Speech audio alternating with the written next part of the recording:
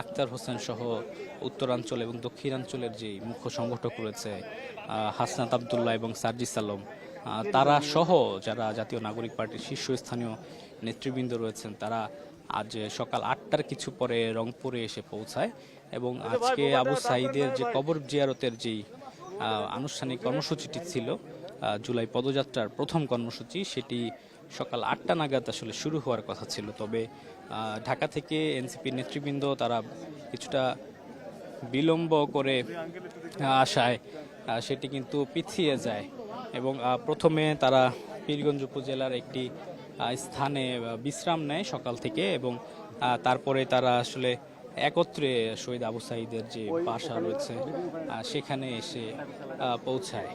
তো এখানে জাতীয় নাগরিক পার্টির যারা স্থানীয় নেতৃবৃন্দ রয়েছে একই সাথে তারাও উপস্থিত রয়েছে।